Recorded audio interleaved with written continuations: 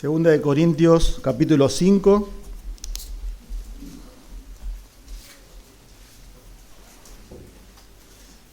Vamos a leer el versículo 11 al versículo 15, pero vamos a estar meditando, estudiando, exponiendo el versículo 14 y 15, simplemente.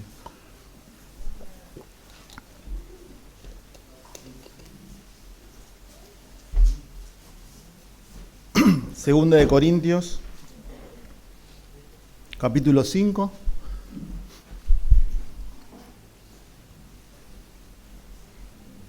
Dice así la palabra de Dios, versículo 11. Por tanto, conociendo el temor del Señor, persuadimos a los hombres, pero a Dios somos manifiestos, y espero que también seamos manifiestos en las conciencias de ustedes.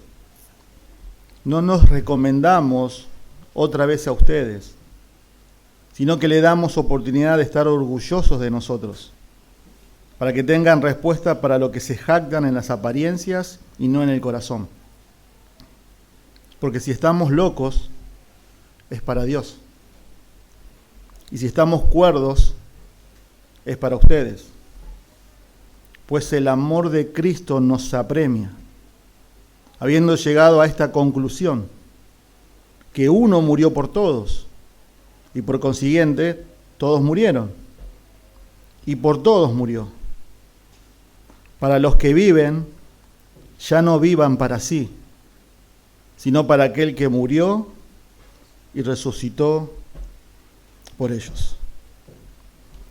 Bueno, un poquito para entender y que tome un poquito más de connotación y relevancia estos textos, vamos a explicar un poco un contexto de la carta.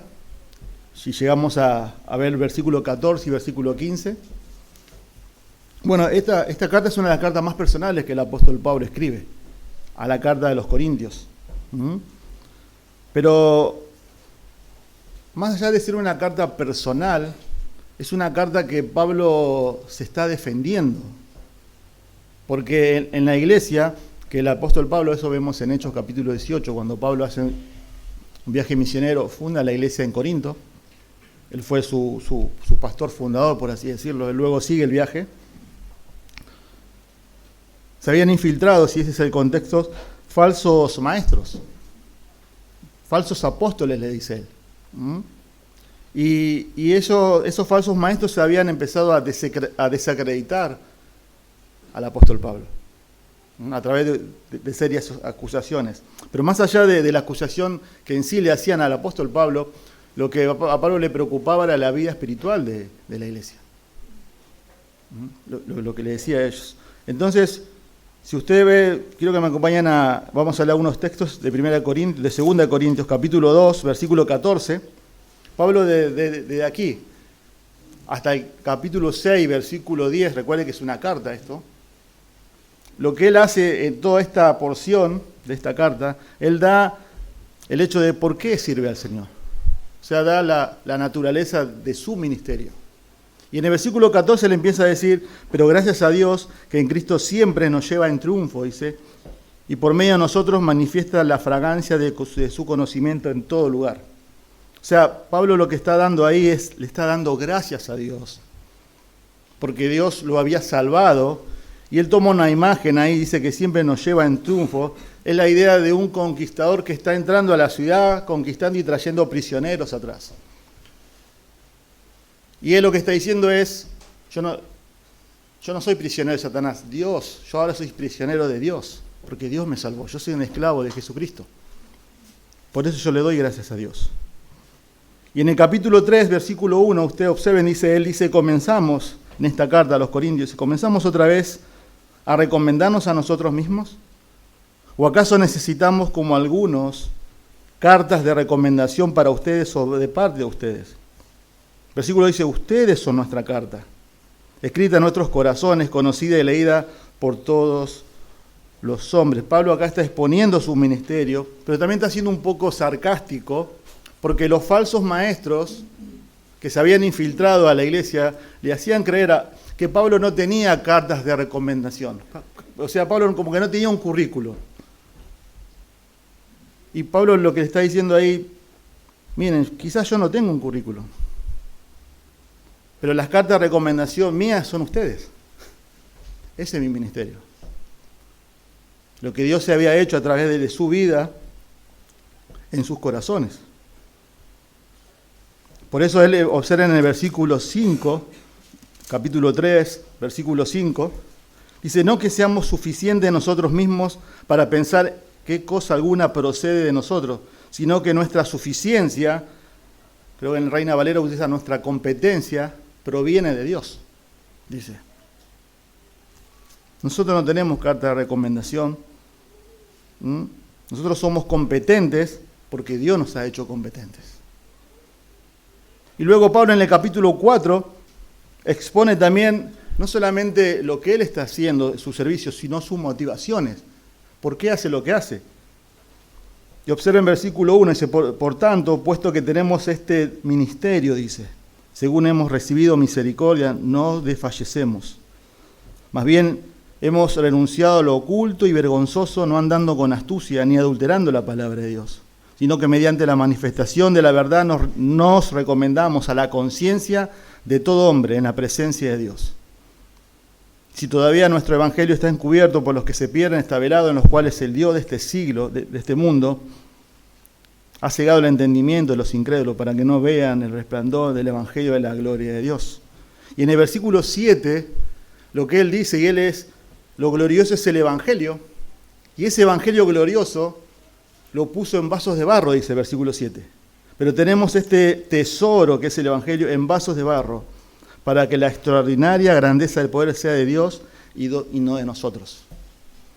Y Pablo a lo largo de toda la carta, él expone que los falsos maestros se basaban muchos en la apariencia, en la elocuencia, en lo que una persona es. Y Pablo expone, dice, nuestra motivación no es lo que nosotros somos. Yo estoy seguro, yo estoy consciente y pone por testigo a Dios de lo que él está haciendo. Y también en este contexto él luego pone toda una lista, Pablo da 2 listas en esta carta, de todo lo que él padeció por Cristo. Tribulaciones, angustia, hambre, desnudez, persecución, cárceles. Pero lo que él basa su argumento y su motivación está en el versículo 15, observen, del capítulo 4. Porque él dice, sabiendo que aquel, dice versículo 14, que resucitó al Señor Jesús, a nosotros también nos resucitará con Jesús y nos presentará junto con ustedes. Porque todo esto, o sea, todo lo que él hace y toda esa motivación que él está sirviendo al Señor, a pesar de las circunstancias difíciles, es por amor a ustedes, le dice. Para que la gracia que se está extendiendo por medio de muchos hagan las acciones de gracias abunden para la gloria de Dios. Es más, Pablo está siendo cuestionado, está siendo criticado, y también se toman de forma tan personal. Quiero que me acompañen al capítulo 10, versículo 10, que se meten hasta podríamos decir, su personalidad, cómo era su aspecto físico y cómo hablaba Pablo. Porque ellos dicen, refiriéndose a los falsos apóstoles, a los falsos maestros, sus cartas son severas y duras, pero la presencia física es poco impresionante y la manera de hablar despreciable. Hablando de Pablo. En el libro El Evangelio según Pablo, de John MacArthur dice que posiblemente, esto es no está en la Biblia, muchos dicen que Pablo no era una persona con un aporte wow, que impresiona. Muchos dicen que tenía problemas como de una joroba y tenía problemas de vista. Y es interesante que lo que está buscando acá Pablo en esta carta, más allá de todo el ataque personal que él tiene, Pablo está buscando motivar a los corintios a vivir una vida que vale la pena ser vivida, que es para servir al Señor y glorificar al Señor. Pero Corinto era una ciudad rica, y bajo la influencia griega. Entonces los griegos le daban mucha importancia a la elocuencia, a la sabiduría. Ustedes saben, ¿no? Lean lo que es la filosofía griega. Y Pablo le dice en la primera carta, yo no vine a ustedes con palabras persuasivas o de poder, ni con apariencia, sino con la demostración del poder de la palabra de Dios. Y entonces ellos es como que le dijeron a la iglesia, pero Pablo siempre está sufriendo, siempre anda humillado, siempre anda, puede ser así, no tiene una buena apariencia, no habla bien. ¿Este es su representante? ¿Este es un apóstol de Dios? Y en cierto punto la iglesia creyó eso. Por eso usted va a ver en el capítulo 11 que él le dice, ustedes tenían que haber alabado a mí. Pero no lo hace para llevarse la atención hacia sí mismo. Sino el punto es que ellos le creyeron a estas personas, que lo estaban desviando de Dios. Pero Pablo lo que también los quiere motivar a ellos es, él quería ser un ejemplo para ellos, a través de su vida. No para atraer la atención hacia sí mismo, vuelvo a decir. Sí. Por eso él dice, ¿no? Imíteme a mí. ¿Pero por qué? Porque yo imito a Cristo.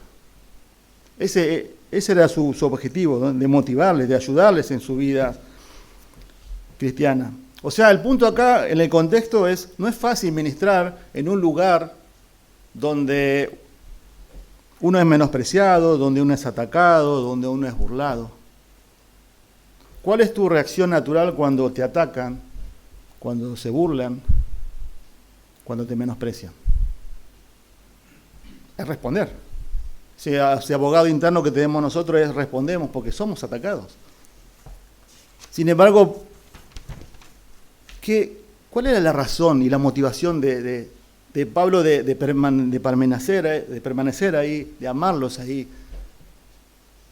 Tranquilamente puede haber dicho, bueno, listo, yo me voy, sigo mi viaje, hay mucha necesidad en otros lados. ¿Qué lo motivaba? ¿Cuál era la razón? Bueno, observen versículo 14 y versículo 15, vamos a ver hoy. ¿Sí? Lo que vamos a ver acá hoy es dos elementos indispensables que nos deben motivar a todo creyente a rendir nuestras vidas para el Señor. Dos elementos indispensables que nos deben motivar a rendir nuestras vidas y a vivir para el Señor. Y si podemos comprimir en una sola frase, versículo 14 y 15, es que el verdadero creyente es afectado, gobernado por el amor de Dios que lo impulsa a vivir para Él y para el beneficio de otros. El verdadero creyente es afectado, es gobernado por el amor de Dios que lo impulsa a vivir para Él y para el beneficio de otros. Todos nosotros los que estamos acá siempre tenemos una razón para hacer algo y una motivación. ¿Qué te motivó esta mañana a levantarte y venir a la iglesia? ¿Qué nos motiva todas las mañanas a levantarnos para ir a trabajar? ¿Qué motiva a una madre a ir a las 4 de la mañana a sacar un turno para su hijo, para un especialista? ¿Qué motiva a personas a estar una semana o meses acampando en una cancha de fútbol para ver a una estrella de rock o a un equipo deportivo? Hay una razón, pero también hay una motivación. Por eso en el versículo 14 vamos a ver la razón de vivir para Cristo, que nos debe motivar a nosotros, ¿no? Hay una razón de vivir para Cristo. Es que Pablo, y por ende todo creyente, está controlado por el amor de Dios. Y en el versículo 15 está el propósito de vivir para Cristo, que es glorificar a Dios y servir a los demás. ¿Por qué hay una razón? Observen cómo comienza el versículo 14. Pues el amor de Cristo nos apremia. Reina Valera dice, porque el amor de Cristo. Y ahí está la razón. ¿Por qué? Pues. Hay una razón de que por qué lo que impulsaba, qué es lo que motivaba a Pablo a vivir como vivió el apóstol Pablo. Humillado, abnegado, sacrificado, despreciado. Bueno, la razón, lo dice el versículo 14, observen, pues el amor de Cristo nos apremia. Pero también hay un propósito, el segundo punto. El primer punto va hasta el versículo 15. Observen que dice, y por todos murió. Y el propósito dice, para los que viven, ya no vivan para sí, sino para aquel que murió y resucitó por ellos. Ese para marca un propósito. El propósito de vivir para Cristo es glorificarle a Él.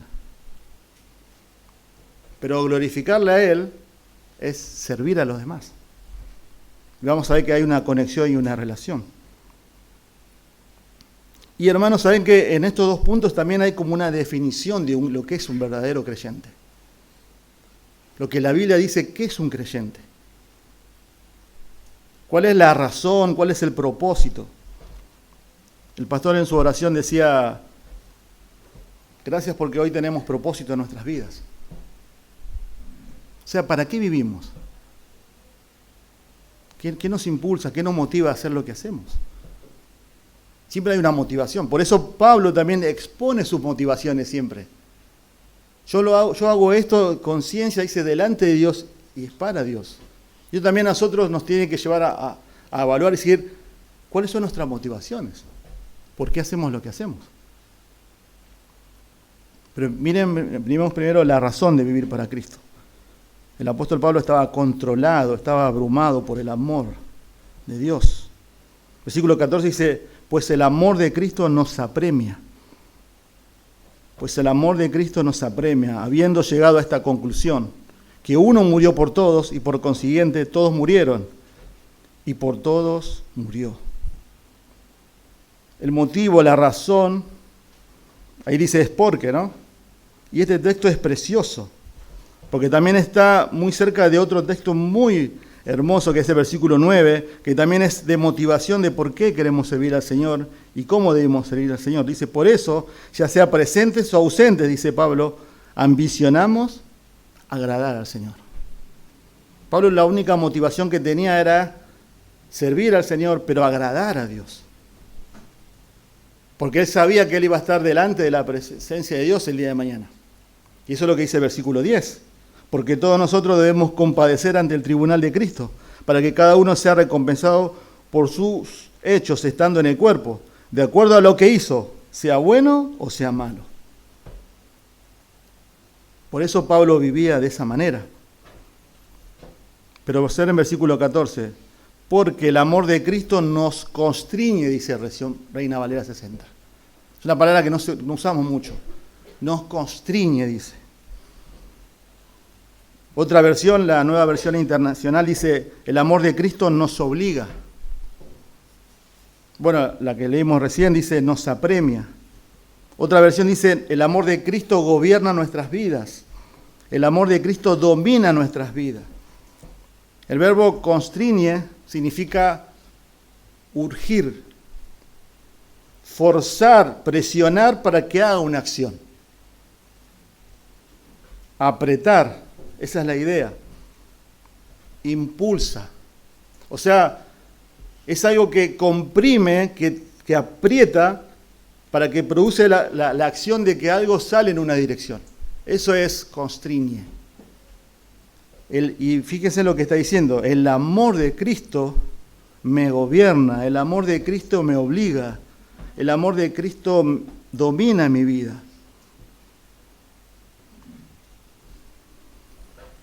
O sea que lo que está diciendo Pablo acá es que la importancia de este verbo es que todo creyente debería estar completamente dominado por el amor de Dios, que nos impulsa a una sola dirección, que es solamente vivir para Él y agradarle solamente a Él.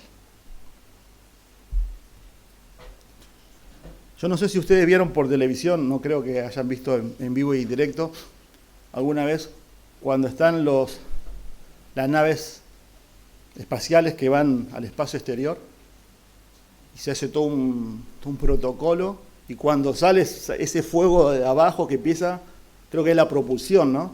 Y empieza y eleva esa masa y sale disparado al espacio exterior. Todo ese poder, todo ese fuego prendido es lo que mueve a la nave espacial. Lo que mueve al apóstol Pablo a vivir como él está viviendo, en el contexto en el cual no es muy bueno, que está siendo despreciado, ninguneado, desacreditado, es el amor de Cristo, que lo aprieta, lo obliga, lo gobierna y lo impulsa a una sola dirección y motivación. Ser consciente de lo que Dios hizo para salvarme y todo lo que Dios hizo por mí debe ponerme en mi vida en un aprieto y llevarme a una sola dirección. Es el poder irresistible, controlador. Y Pablo decía, ¿cómo yo le puedo dar la espalda a eso? O sea, el apóstol Pablo nunca se olvidó de su conversión, hermanos. Nunca. De Hechos capítulo 9, cuando él iba camino a Damasco, recuerdan, él perseguía a los creyentes. El Señor lo tira de un caballo, viene esa luz resplandeciente, y él conoce al Señor. Y a tal punto que eso dominó su vida. Por eso en 1 Timoteo, capítulo 1, versículo 13, él dice, ¿no? Palabra fiel y digna de ser recibida, dice, que Cristo vino al mundo a salvar a los pecadores, de cual yo, dice el apóstol Pablo, soy el primero.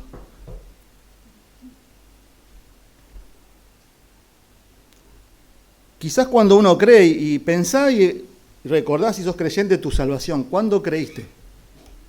Cuando creímos que no tenemos tanta información de la Biblia. Simplemente abrazamos a Cristo, confiamos en Cristo. Cristo nos humilla, entendemos el Evangelio, entendemos que nosotros no podemos salvarnos a nosotros mismos. Vemos a Jesucristo, vemos a la persona más maravillosa que hay, que existe. Pero a medida que vamos creciendo, vamos entendiendo más cosas. Quizás a veces nuestra vida cristiana es al revés, ¿no? Al principio nos convertimos y wow, le hablamos a todo el mundo y quiero estudiar y quiero hablarles a todo y quiero servir en la iglesia. Después va pasando el tiempo como que va menguando eso. Y no debería ser así. Porque cuando yo más conozco a Dios, y es lo que le pasó a la vida del apóstol, Pablo decía, no puede ser. Estudiamos la palabra, vemos en la Biblia lo que Dios hizo por mí. No puede ser que Dios me haya llamado así. No puede ser que la segunda persona de la Trinidad se tuvo que hacer hombre, condescender, habitar entre nosotros, para venir a morir por mí.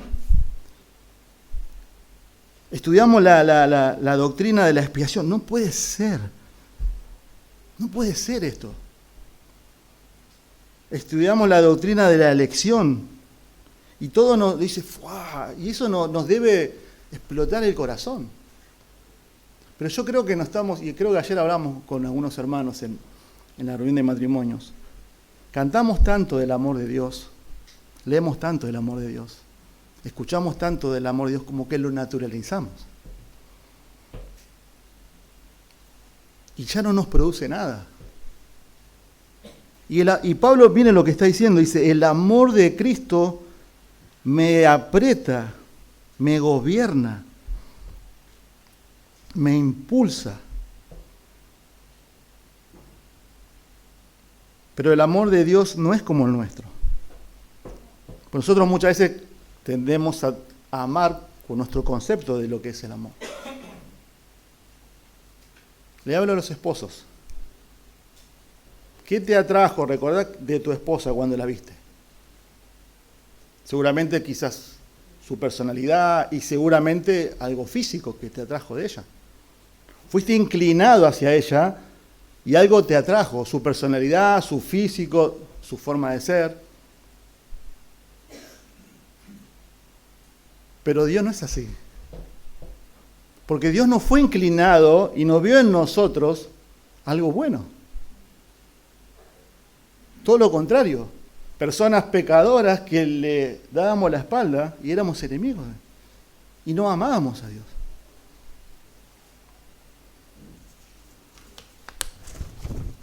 Un autor define el amor de Dios, de tantas que hay, ¿no?, como aquello que lo hace inclinar hacia la criatura.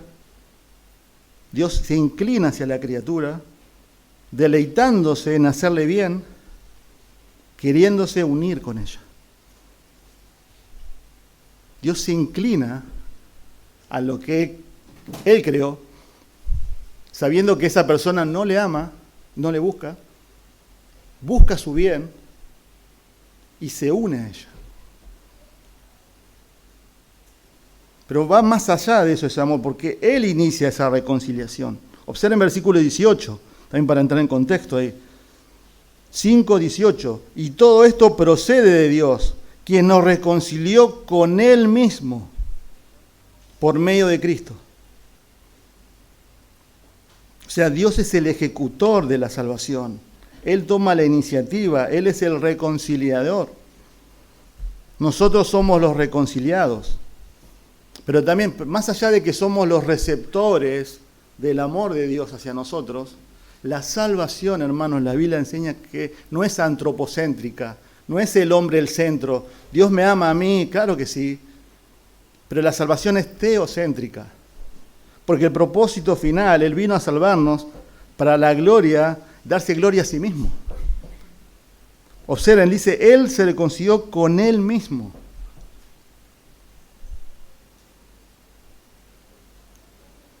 Pero también hay dos observaciones en este texto. Observen, Pablo dice, el amor de Cristo nos constriñe. No dice el amor de Pablo hacia Cristo, sino el de Cristo hacia Pablo. Porque si cambiamos la ecuación y damos vuelta, pierde significado lo que el texto quiere decir.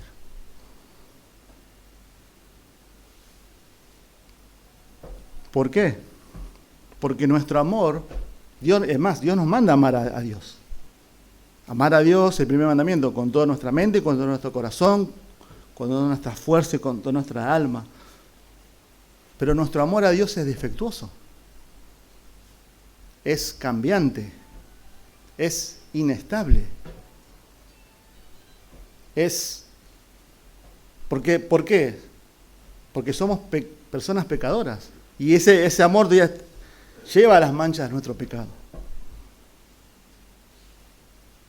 ¿Cuántas veces dijimos, amamos al Señor y hicimos promesas? Bueno, este año yo voy a leer la Biblia un año. Comienza en enero, 1 de enero, y estamos todos ahí.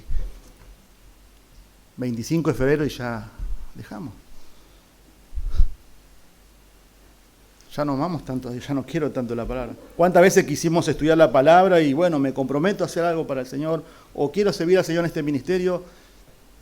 Y de acuerdo a lo que nos pasa, a las circunstancias, eso va menguando. Porque nuestro amor es así. Pero en cambio el amor de Dios no es así. Por eso el hermano Sergio leía Efesios 3 y él decía el amor de Cristo que excede toda comprensión, todo conocimiento.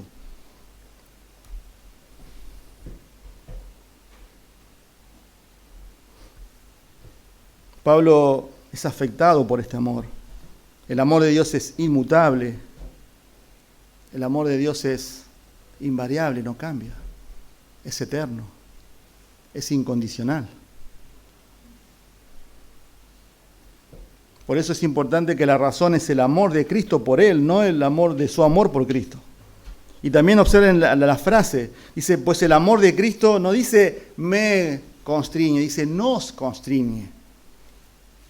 Pablo está animando, ese es el punto, y está tratando de exhortarlos a de vivir así, porque los incluye a los corintios. Y también por aplicación incluye a todo creyente. O sea, si sos creyente, el amor de Cristo no te puede llevar a otra dirección que es vivir para Él y agradarle a Él, solamente a Él.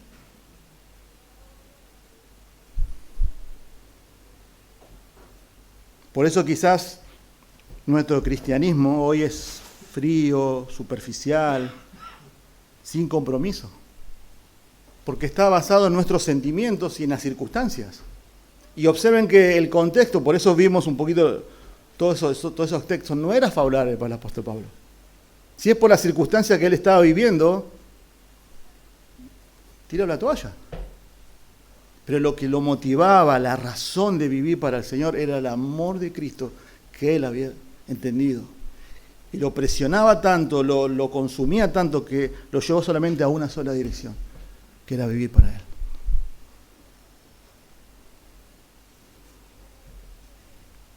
Por eso, en Gálatas 2:20, el apóstol Pablo dice, con Cristo estoy juntamente crucificado. Y ya no vivo yo. Ahora vamos a ver eso en el segundo punto. Mas ahora Cristo vive en mí. Y lo que ahora lo vivo en la carne, lo vivo en la fe del Hijo de Dios, el cual me amó y se entregó a sí mismo por mí, dice Pablo. Mas Dios muestra su amor para con nosotros, Romanos 8:5, en que siendo aún pecadores, Cristo murió por nosotros. Y en ese contexto también de Romanos, capítulo 5, quiero que me acompañen, por favor, a Romanos 5, 8, pero también me encanta el Romanos 5, 6.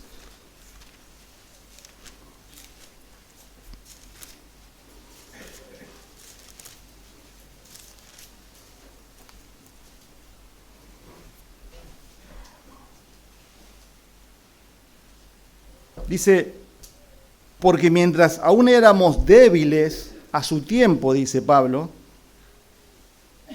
porque aún éramos débiles. La palabra débil ahí significa indefensos. La idea es incapaces de salvarnos por nosotros mismos. Cristo murió, ¿por quién? Por los impíos. Porque ciertamente habrá alguien que muera por un justo, dice. Aunque tal vez alguno se atreva a morir por el bueno. Y ahí entra el texto, mas Dios muestra su amor para con nosotros, en que siendo aún pecadores, Cristo murió por nosotros. Es interesante ese argumento que Pablo hace en el versículo 7, ¿no? Dice, difícilmente habrá alguien que muera por un justo. ¿Vos darías a tu hijo a morir por borrachos, drogadictos? Séme sincero. Yo no.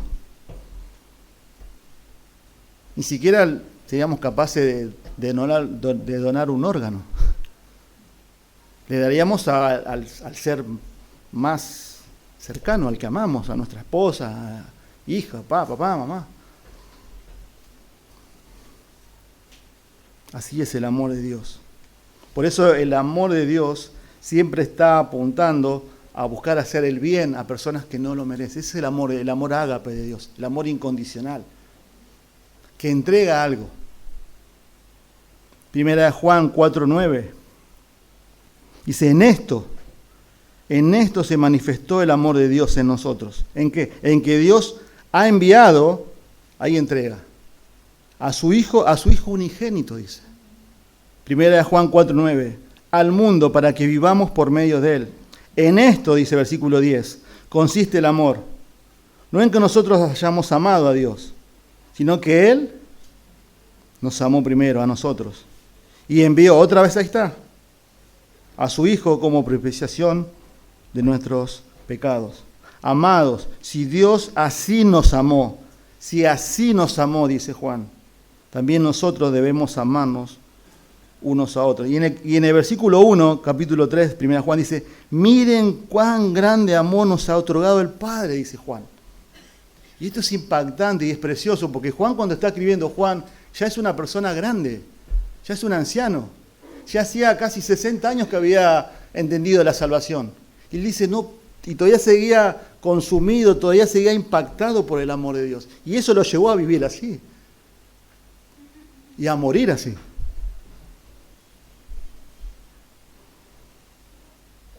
Esta verdad quedó grabada en el corazón de Pablo y controló su vida y lo impulsó a vivir así. Pero observen cómo sigue el texto. 2 Corintios, volvamos ahí.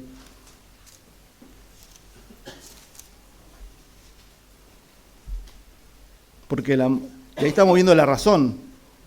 El amor de Cristo nos constriñe, nos apremia. Y Pablo dice, habiendo llegado a esta conclusión, 2 puntos.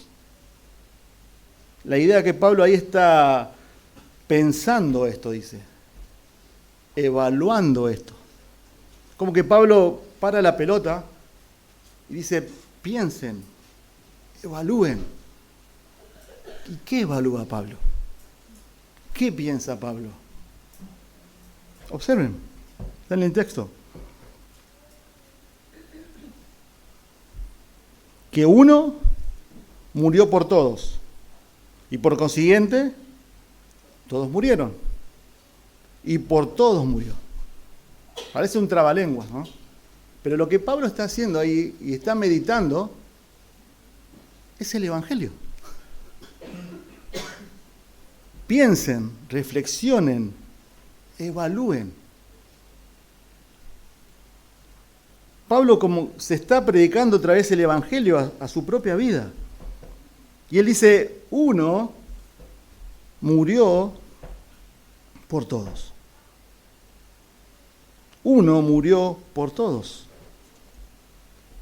Es interesante ahí, ¿no? Porque la preposición por significa a favor de, en lugar de. La palabra es huper en el original. ¿Sí? Lo que está diciendo es, ese uno quien es Cristo. Cristo murió a favor de, a beneficio de todos. En la cruz del Calvario, Cristo muere en lugar mío. Muere en lugar tuyo. Y eso es llamado la doctrina de la sustitución. El santo Hijo de Dios muriendo por el más vil pecador. El justo por los injustos. ¿En qué cabe eso? En la mente de Dios. Uno, por eso también el argumento de Pablo en Romanos 5:12, diciendo que Cristo es el representante de Dios y Adán es el representante de la raza humana. Y dice, por tanto, Romanos 5:12, como el pecado entró al mundo por un solo hombre, y por el pecado la muerte, así la muerte pasó a todos los hombres, por cuanto todos pecaron. Y el versículo 19, Romanos 5:19, Pablo dice, porque así por la desobediencia de un hombre, los muchos fueron constituidos pecadores, así también por la obediencia de uno, los muchos serán constituidos justos. Isaías 53.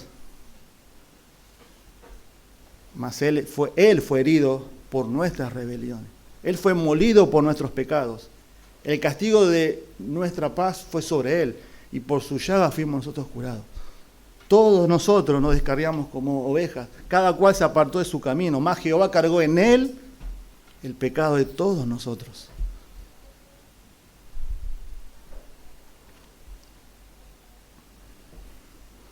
Pero Pablo acá no está dando una clase de soteriología, sino que está dando una condición del corazón. Y está entendiendo y está reflexionando y está pensando, más allá de que él ya era un teólogo, un fundador de iglesia, en el Evangelio. Yo creo, hermanos, que nosotros necesitamos predicarnos el Evangelio todos los días. Porque el Evangelio no solamente es para los perdidos, es para los creyentes. Porque eso también no es una verdad teórica y abstracta, es una verdad vivencial y práctica que afecta a nuestras vidas todos los días. Y por eso Pablo vivió así. Por eso el texto, observen, dice, uno murió por todos y por consiguiente todos murieron. ¿Quiénes? El que murió por todos. Y dice, y todos murió. Bueno, no nos vamos a meter mucho acá, pero también lo que el texto también no está diciendo es que Cristo murió por todo el mundo. Porque la interpretación y el contexto, la clave es quiénes son esos todos. 3 veces lo dice, observen, uno murió por todos, y por consiguiente todos murieron, y por todos murió. Si Cristo murió por todos, entonces todo el mundo debería morir. Lo que está aplicando ahí es lo que es la nueva creación que Dios da cuando salva a una persona. Y ahí está también en el contexto. De modo que si alguno está en Cristo, nueva criatura es. Las cosas viejas pasaron. He aquí son todas hechas nuevas. Efesios 4 dice, en cuanto a la pasada manera de vivir, despojaos del viejo hombre. Cuando una persona Dios salva, entiende el Evangelio, confía en Cristo, se arrepiente de sus pecados, Dios hace una nueva creación.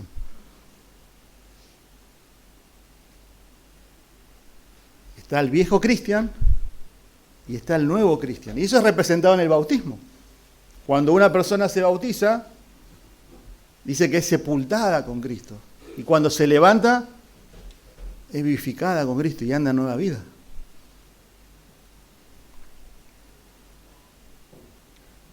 Si Cristo murió por todos, entonces todos deberían ya morir y vivir para aquel que murió y resucitó.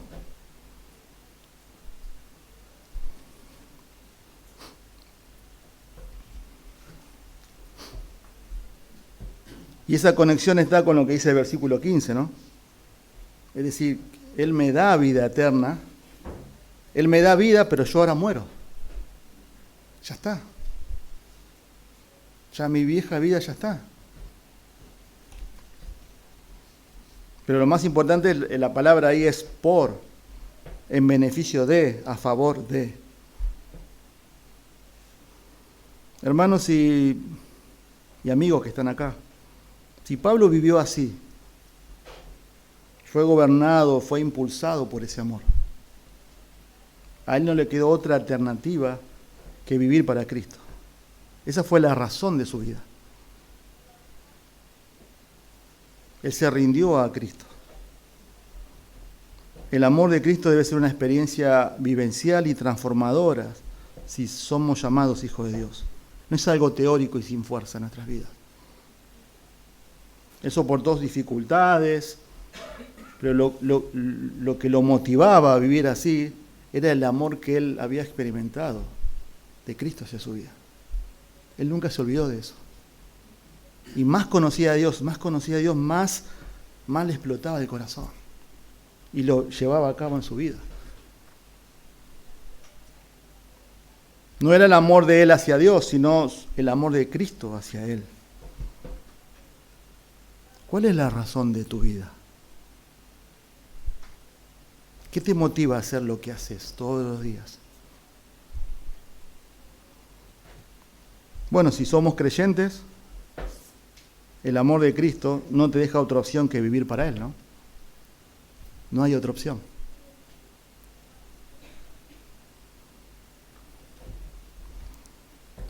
Quizás también tus circunstancias son el motor de tu servicio, de tu devoción. ¿Realmente Cristo conquistó tu corazón? Porque cuando Cristo, eso es lo que hace en la salvación, te conquista el corazón. Es la persona más extraordinaria, más gloriosa, más majestuosa que hay. ¿Cómo no voy a vivir para Él?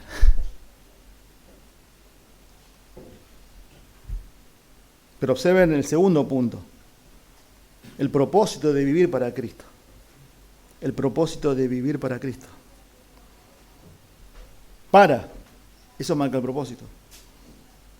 Luego de exponer el Evangelio, uno murió por todos y por consiguiente todos murieron y por todos murió.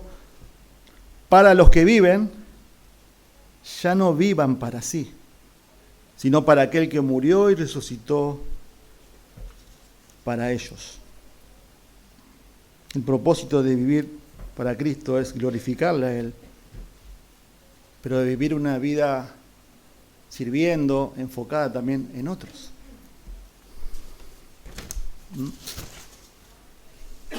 Es interesante, observen, es una frase muy, muy fuerte, ¿no? Lo que utiliza acá el apóstol Pablo. Para los que viven, ya no viven para sí. Marca un propósito. Pablo está diciendo que el amor de Cristo lo salvó, no le queda otra opción de vivir así. Pero también lo que está marcando acá es que el propósito de la salvación en una persona no solamente es que Dios te perdone tus pecados, que es glorioso eso, y majestuoso, sino que lo que Dios desea en la salvación de una persona es que esa persona viva para Él. O sea, la salvación no es un boleto al cielo nomás. Quiero ir allá, dámelo, listo, tengo el cielo y yo vivo como yo quiero.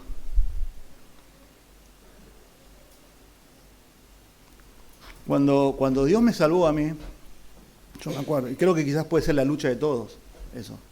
Yo entendí el Evangelio, o quizás Dios me estaba llevando a eso, porque yo tenía este pensamiento también. O sea, está bien, me agrada, me gusta esto, yo quiero, pero yo no quiero dejar mi vida. Ya Diego, el pastor ya había empezado a venir a la iglesia, mi hermano, Nico. Sí, está bueno eso, pero yo pensaba así, ir un sábado a la tarde, un domingo a la mañana a la iglesia es mucho. Es el fin de semana. Es el fútbol, son los amigos. Pero cuando Cristo conquista tu corazón, ya cambian tus anhelos, cambian tus gustos, cambian tus prioridades, cambia el sentido de la vida.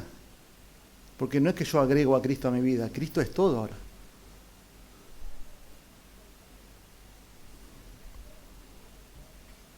Por eso, en la salvación, Dios no solo nos libera de la esclavitud del pecado, sino que también nos libera de nosotros mismos. De vivir para nosotros, para nuestros propósitos. Para mí. Y tiene que haber un amor supremo, superlativo, magnánimo, que opaca, eclipse y mate al amor que nosotros nos tenemos hacia nosotros mismos. ¿Se entiende? Que es natural en nosotros. Y que si Dios no obra, nos vamos a seguir amando a nosotros mismos. Es mi vida, mi propósito, mi razón.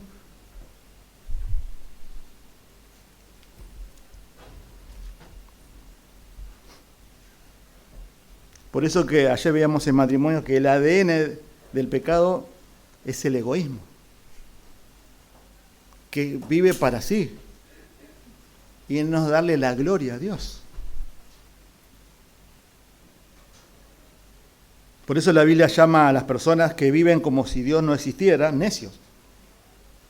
Dice el necio en su corazón, no hay Dios.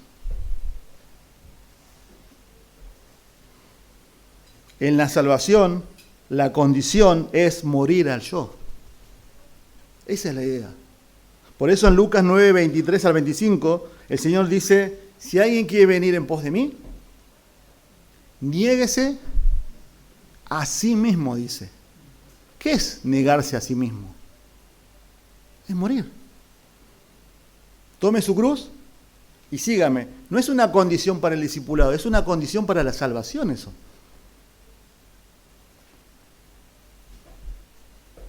Y él luego sigue, el Señor Jesús dice, porque todo aquel que quiera ganar su vida, la perderá. Y todo aquel que quiera ganar su vida, perder su vida a causa de mí, la ganará. Y está ese texto que todos conocemos, dice, ¿de qué sirviera al hombre que ganare todo el mundo y perdiere su alma?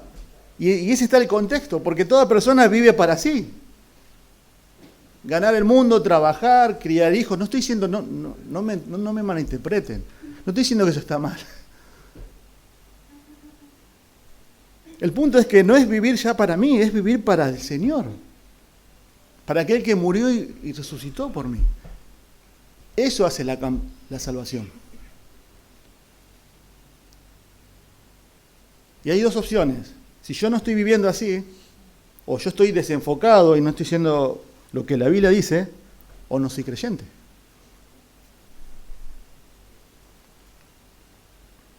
Lucas 14, 25, el Señor sigue subiendo la apuesta.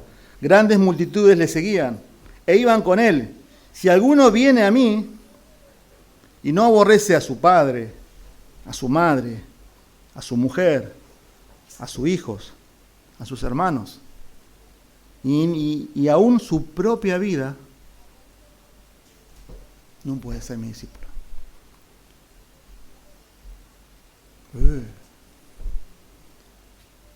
El texto no está diciendo que tenés que odiar a tu papá, a tu mamá, a tu hijo. Lo que está diciendo es que tu amor al Señor tiene que ser tanto, pero tanto, que tu amor hacia tu hijo, tu hija, tu esposo, tu esposa y tu propia vida tiene que ser menos. ¿Tanto ama a Dios que hace esto? Pero eso se muestra con acciones. Por eso, padres,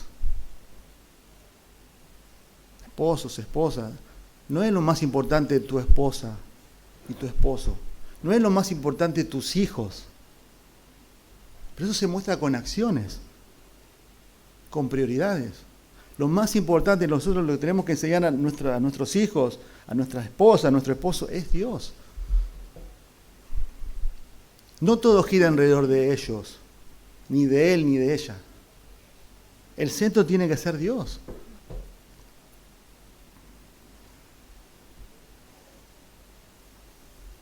Por eso Pablo dice otra vez lo que le dijimos en Gálatas: con Cristo estoy juntamente crucificado y ya no vivo yo, mas ahora vive Cristo en mí. Por eso recuerden, Pablo los está animando a vivir así, a los corintios. Pero también observen el texto, ¿qué significa ya no viven para sí? Porque bueno, yo puedo decir, está bien, Dios me salvó, yo ya no vivo para mí. Pero ¿qué significa eso en lo práctico? Bueno, Pablo da el ejemplo aquí. Porque a Pablo lo que le importaba era la gloria de Dios, le importaba a ellos, y luego seguía él. Le importaba la gloria de Dios, le importaba la vida de los hermanos, de los creyentes, y luego venía él. Eso es no vivir para sí mismo, en formas prácticas. No en algo teórico y abstracto, es algo vivencial y que afecta a mi vida. Ya no vivir para mí significa que él pone delante a Dios y a los demás. Bueno, el argumento bíblico es amar a Dios y amar al prójimo.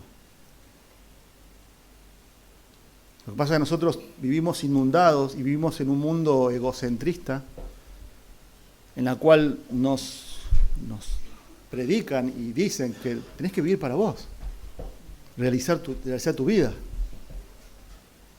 La psicología lo que apunta es a subir el ego de las personas, a inflarle el ego, que todo lo que te rodea es lo que te hace mal. La Biblia está diciendo que tenés que morir. Y cuando habla del ego es que muchas veces tenemos el ego tan alto que Dios nos tiene que matar.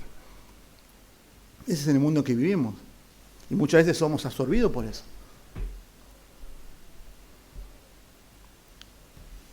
Cristo fue un ejemplo, porque en Juan 17:3 dice: Padre, yo te he glorificado en la tierra. ¿Cómo lo glorificó? He acabado la obra que me diste que hiciera. ¿Cómo glorificó el Hijo de Dios al Padre? Cumpliendo voluntariamente el rol, siendo enviado al mundo en beneficio de los que habíamos de creer. Es por eso que en Marcos 10:45 dice: el Hijo del Hombre, el Hijo del Hombre, el Hijo del Hombre no vino para ser servido, sino para servir y dar su vida en rescate de muchos. El Hijo del Hombre.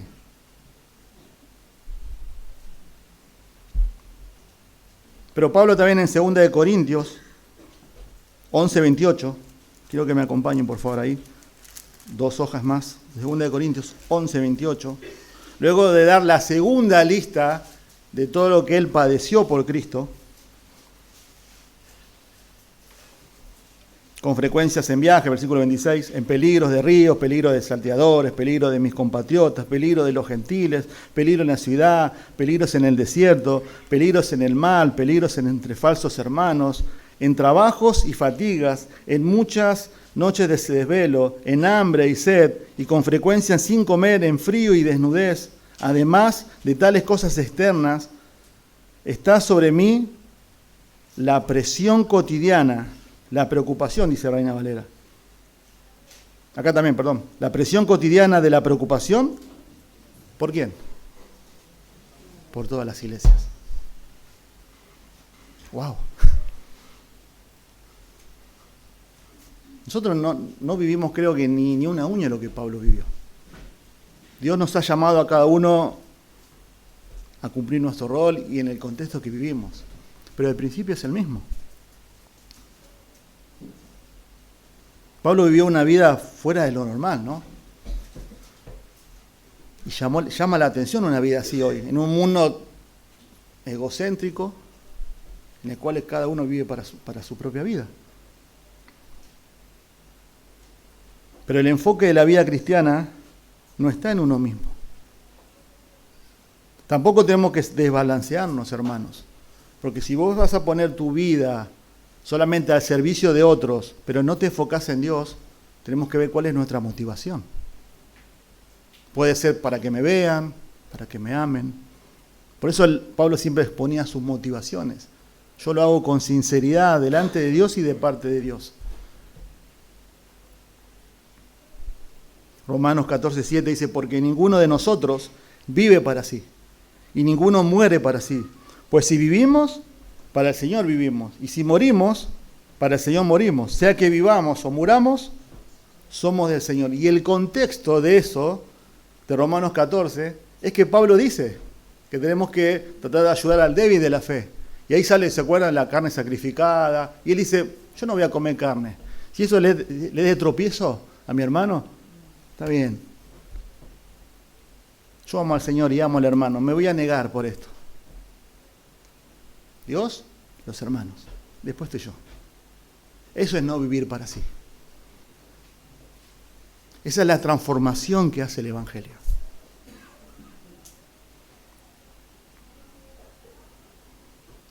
A Pablo lo motivaba que su vida cuente, ¿no? Que su vida valga la pena. Que su vida sea un impacto en bendecir a otros. Pero no para que lo amen o para ser visto, sino para la gloria de Dios. Que alguien diga, ¿sabes qué? Tu vida me es de bendición. Eso es precioso ante los ojos de Dios. Porque esa persona que te es de bendición, que te anima, que te motiva, fue una persona que antes no amaba a Dios y no buscaba a Dios. Y fue salvado por el poder del Evangelio. Y ahora vive para agradar a Dios, vive para glorificar a Dios y vive para servir al Señor. Y ese es el plan de Dios en la iglesia.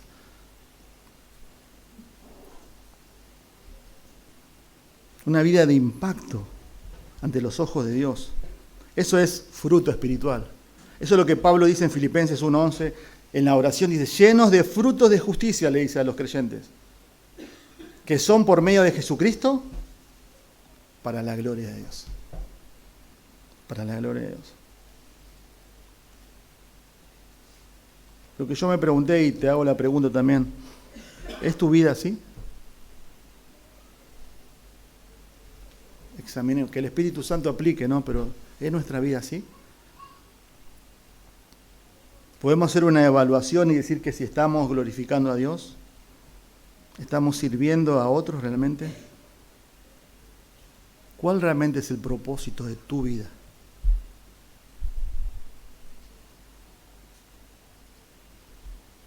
¿Estamos viviendo para aquel que murió y resucitó? O uso una frase que usa el pastor Merino, o solo estamos respirando. Que la vida pase.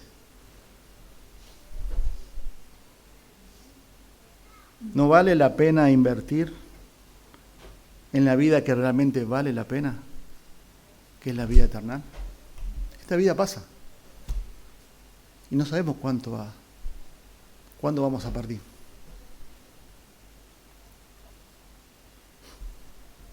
Que estos dos elementos estén en nuestras vidas, ¿no? Y nos motiva a vivir para lo que realmente vale la pena. Que el amor de Cristo me controle, me gobierne, me impulse a una sola dirección.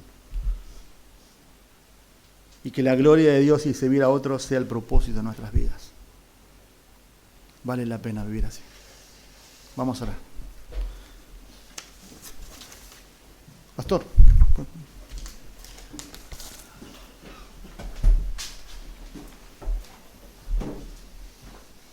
Oramos.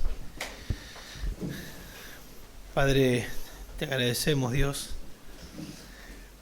por salvarnos y por capacitarnos para que te podamos amar. Señor, por capacitarnos y motivarnos para que te podamos amar y servirte, Señor. Rogamos, Dios, que nos ayudes a meditar en la salvación, Señor, porque sabemos que tu palabra produce en nosotros, Señor, tiene poder tu palabra para movilizarnos, para asombrarnos, para cautivar nuestra vida, nuestro corazón. Señor, gracias por derramar tu amor sobre nosotros, por inundarnos con tu amor, de manera que ahora podemos amarte y amar a otros. Señor, pero también tu palabra nos enseña que debemos abundar más y más en ese amor. Señor, y está en nosotros, solamente que debemos practicarlo, debemos, Señor, vivirlo. Ayúdanos, Dios, a que seamos personas motivadas por el amor de Cristo, impulsadas por el amor de Cristo. Señor, y no es fácil por nuestra naturaleza egocéntrica, pero sabemos lo que tenemos que hacer, que es lo que hacía Pablo, pensar, Dios, en la salvación, pensar en la obra de Cristo, en la persona de Cristo. Señor, buscar en tu palabra, Dios, tener una relación más profunda y ser movilizados por ese amor, que el Espíritu nos lleve, Dios, a vivir como vivió Pablo, Señor, que es como quiere que tú vivamos nosotros. Ayúdanos, Dios, a vivir para tu gloria, ayúdanos a vivir para ti, para agradarte en todo, Dios, y para vivir para otros, vivir para nuestros hermanos, vivir para predicarle el Evangelio a los inconversos. Ayúdanos a gastar nuestra vida de esa manera, Señor, porque esa es la manera en la que tú quieres que vivamos. Señor, ayúdanos a pensar, a meditar en cómo estamos viviendo y ayúdanos, Dios, a ajustar aquellas cosas que tenemos que ajustar, Señor, y movilízanos a vivir para ti, por favor. Ayúdanos a que esto no quede acá, que el sermón no termine acá, que podamos seguir masticando, pensando, Dios, en nuestra mente, en nuestro corazón y seguir charlando en las reuniones caseras. Señor, porque nos diste tu palabra no solo para informar nuestra mente, sino para transformar nuestras vidas, y eso ocurre cuando la aplicamos. Te agradecemos, Dios, porque no somos lo que éramos, pero tampoco somos lo que debemos ser, porque el estándar es Cristo, quien vino a este mundo no para ser servido, sino para servir y para dar su vida. Señor, ayúdanos a ser cada vez más semejante a Cristo. Te lo pedimos, por favor, en el nombre de Jesús. Amén.